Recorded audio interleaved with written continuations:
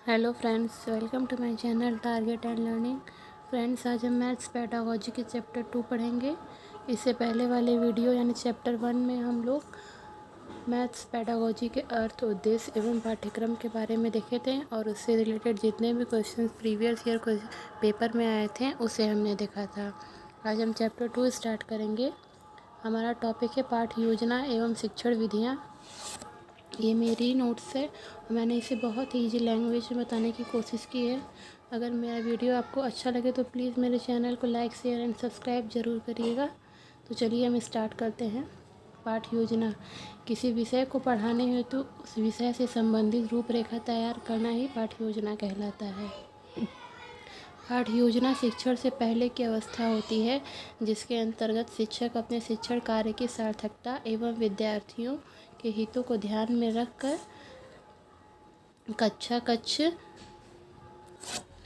में पढ़ाई जाने वाली विषय वस्तु को छोटी छोटी इकाइयों में बांट लेता है एवं उन इकाइयों को एक निर्धारित अवधि में पढ़ाता है। पाठ योजना में पाठ के उद्देश्यों एवं लक्ष्यों और अध्यापक द्वारा प्रयोग की जाने वाली विधियों एवं प्रविधियों को भी उल्लेख होता है। अब हम देखते हैं पाठ योजना से संबंधित कुछ परिभाषाएं जो विद्वानों द्वारा दी गई हैं। तो पहला है बिनिंग और बिनिंग के अनुसार दैनिक पाठ्य योजना में उद्देश्यों को परिभाषित करना, पाठ्य वस्तु का चयन करना एवं उसको क्रमबद्ध रूप से व्यवस्थित करना तथा विधियों एवं प्रक्रियाओं का निर्धारण करना सम्मिलित है। अब दूसरा देखते हैं एनएल बॉसिंग के अनुसार पाठ्य योजना उन उद्देश्यों के कथनों और विशिष्ट माध्यम को प्रदान किया गया है, एक शीर्षक है जिसके द्वारा क्रियाओं के परिणाम स्वरूप उन्हें प्राप्त किया जाता है। अब हम देखते हैं पाठ्य योजना का महत्व। इससे उद्देश्यों की स्पष्टता प्रकट होती है, इससे शिक्षक पे आत्मविश्वास पैदा होता है, इससे शिक्षण क्रियाओं के चुनाव में आसानी पैदा होती है, इससे समय का उचित उपयोग होता है, इससे कठिन विषय वस्तु को सरल बनाया जा सकता है, इससे शिक्षण सहायक सामग्री का चुनाव आसान हो जाता है एवं उनका प्रभावशाली ढंग से उपयोग किया जा सकता है। इससे बच्चों में विचार, तर्क, निर्णय एवं कल्पना शक्ति का विकास होता है। अब हम देखते हैं पाठ्य योजना से संबंधित अध्यापक का क्या ज्ञान होना चाहिए। तो हमारा पहला पॉइंट है अध्यापक को पाठ्य वस्तु का ज्ञान होना चाहिए, अध्यापक को उद्देश्यों के निर्माण का ज्ञान होना चाहिए, अध्यापक को शिक्षा मनोविज्ञान का ज्ञान होना चाहिए, अध्यापक को शिक्षण विधियों एवं प्रविधियों का ज्ञान होना चाहिए, अध्यापक को शिक्षण कौशलों का ज्ञान होना चाहिए। पाठ्य योजना बनाने से पहले इसकी कुछ प्रक्रियाएं होती हैं, ये निम्नलिखित हैं, आइए देखते हैं। पहला है उद्देश्यों एवं लक्ष्यों को परिभाषित करना, विषय वस्तु का चुनाव एवं संगठन करना, शिक्षण विधियों, प्रविधियों एवं क्रियाकलापों का चुनाव करना, बच्चों का मूल्यांकन करना। अब हम देखते हैं पाठ्य योजना का वर्गीकरण। इसे 3 पार्ट में विभाजित किया गया है। पहला है ज्ञानात्मक पाठ्य योजना है, इसे हम संज्ञानात्मक केंद्रित होता है। इसमें होता है कि यह मुख्य रूप से विषय के बारे में तथ्यात्मक जानकारी प्रदान करती है जो ज्ञान के निर्माण में मदद करता है। दूसरा है कौशलात्मक पाठ्य योजना, इसे मन प्रेरणात्मक केंद्रित भी कहते हैं। इसका उद्देश्य शिक्षार्थियों के बीच सुनना, बोलना आदि जैसे कौशल विकसित करना है। तीसरा है सराहनात्मक पाठ्य योजना, इसे हम सौंदर्यात्मक केंद्रित पाठ्य योजना भी कहते हैं। इस प्रकार की पाठ्य योजना का उद्देश्य शिक्षार्थियों के बीच दृष्टिकोण, भावनाओं और मूल्यों का विकास करना है। अब हम देखते हैं पाठ्य योजना के चरण।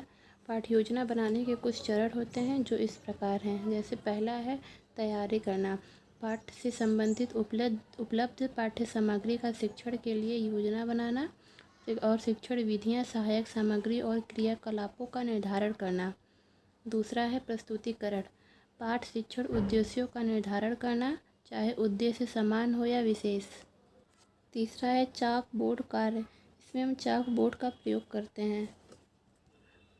चौथा है पुनरावृत्ति, इसमें पाठ समाप्ति के बाद बच्चों से हम कुछ प्रश्न पूछते हैं जिससे कि ये पता चल सके कि जो हमने पढ़ाया है वो बच्चे को समझ में आ रहा है कि नहीं आ रहा है। इस चरण में शिक्षण की प्रभावशीलता का पता चलता है। और हमारा पांचवा है गृह कार्य, इसमें हम बच्चों को होमवर्क देते हैं, जैसे पाठ से संबंधित विभिन्न प्रकार के प्रश्नों को पूछना है ताकि बच्चों का बौद्धिक एवं मानसिक विकास हो सके।